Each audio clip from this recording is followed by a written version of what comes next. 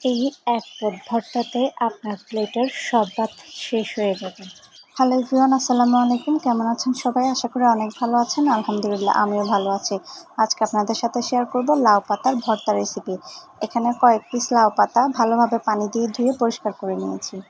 এরপর একটা হাঁড়িতে অল্প একটু সরিষার তেল গরম করে নিব। এখানে দিয়ে দিব ছোট ছোট কিছু চিংড়ি মাছ। আপনারা চাইলে এখানে বড় চিংড়িও ইউজ করতে পারেন। আমার কাছে বড় চিংড়ি ছিল না, ছোট চিংড়ি ছিল, তাই আমি এটা দিয়েই ভর্তাটা বানিয়েছি। এবার চিংড়িগুলো সরিষার তেলের মধ্যে ভালোভাবে ভেজে একটু লাল লাল করে নেব। এবার একই প্যানে আর একটু সরিষার তেল দিয়ে সেখানে প্রথমে দিয়ে দেবো রসুন কুচি, পেঁয়াজ কুচি ও কাঁচামরিচ কুচি। এবার এগুলো একটু ভালোভাবে ভেজে লাল লাল করে নেব। একটু লো হিটে সময় নিয়ে ভাজলেই দেখবেন এগুলো অনেক সুন্দরভাবে নরম হয়ে যাবে, সাথে ভাজা ভাজাও হয়ে যাবে। এবার পেঁয়াজ রসুন কাঁচামরিচগুলো ভাজা হয়ে গেলে তুলে নেব।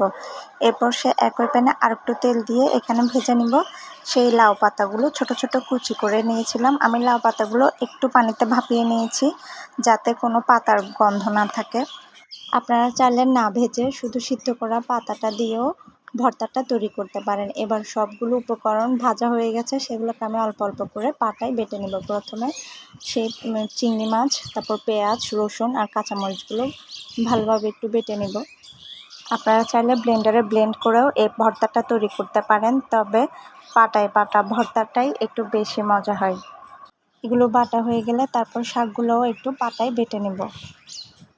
এভাবে লাউ পাতার ভর্তা আপনারা একবার হলেও ট্রাই করে দেখতে পারেন। খেতে অনেক মজার হয়, গরম ভাতের সাথে এটা তো অসাধারণ লাগে।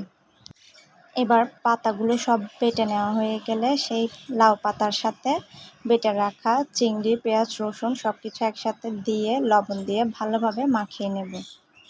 প্রথমবার আমি এইভাবে লাউ পাতার ভর্তা বানিয়েছি, খেতে মজার হয়েছিল। আমি তো এটার ফ্যান হয়ে গেছি। যারা এতক্ষণ ভিডিওর সাথে ছিলেন সবাইকে অসংখ্য ধন্যবাদ। আল্লাহ হাফেজ।